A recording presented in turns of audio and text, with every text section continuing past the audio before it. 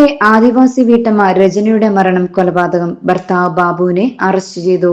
വടിയൂർ കല്യാട് പഞ്ചായത്തിലെ ഊരത്തൂരിൽ കഴിഞ്ഞ ദിവസം ആദിവാസി വീട്ടമ്മയെ ദുരൂഹ സാഹചര്യത്തിൽ വീട്ടിൽ മരിച്ച നിലയിൽ കണ്ടെത്തിയ സംഭവം കൊലപാതകമെന്ന് പോസ്റ്റ്മോർട്ടം റിപ്പോർട്ടിൽ വ്യക്തമായി.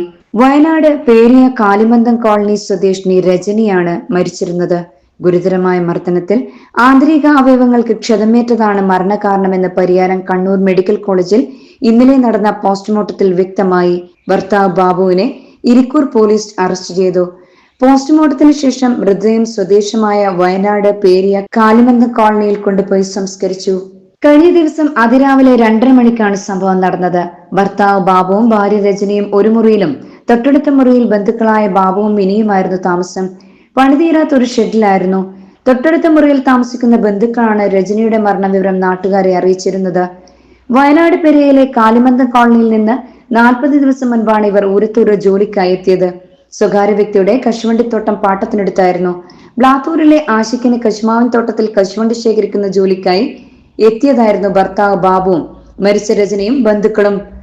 രജനി ബാബു ദമ്പതികൾക്ക് 7 മക്കളുണ്ട്. മദ്യപിക്കാറുണ്ടായിരുന്ന ഇവർ ഞായറാഴ്ച രാത്രി ഭക്ഷണം പാകം ചെയ്തതുമായി ബന്ധപ്പെട്ട് വാക്കുതർക്കത്തെ തുടർന്ന് അടിപിടിയുണ്ടായിരുന്നതായി സമീപത്തെ താമസക്കാരനായിരുന്ന ബന്ധുക്കൾ പറഞ്ഞു. രാവിലെ രജനി നിലത്ത് മരിച്ചു കിടക്കുന്നതാണ് കണ്ടത്. മുഖത്ത് പരിക്കുകളുണ്ട്.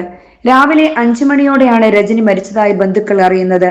ആദിവാസി പണിയ സമുദായമാണിവർ. നാട്ടുകാർ പോലീസിൽ വിവരമറിയിച്ച പ്രകാരം ഇരിക്കൂർ സി രാജേഷ് ആയോടന്റെയും SI-മാരായ ഷിബു കെ പോൾ, അഗസ്റ്റിൻ എന്നിവരുടെയും നേതൃത്വത്തിലുള്ള സംഘം സ്ഥലത്തെത്തി അന്വേഷണം നടത്തിയിരുന്നു. സംശയാസ്പദമായ അന്തരീക്ഷത്തിൽ ഭർത്താവ് ബാബുവിനെ പോലീസ് കസ്റ്റഡിയിലെടുത്ത് ഇരിക്കൂർ പോലീസ് സ്റ്റേഷനിൽ വെക്കുകയായിരുന്നു. കണ്ണൂരിൽ നിന്ന് വിരലടയാള വിദഗ്ധർ സംഭവ സ്ഥലത്തെത്തി തെളിവെടുപ്പ് നടത്തി. കണ്ണൂർ പോലീസ് സൂപ്രണ്ട് അനൂജ് പിൽവാളും ഇരിട്ടി ഡിവൈഎസ്പി ധനജ്ഞ ഭാവവും സ്ഥലം സന്ദർശിച്ചിരുന്നു.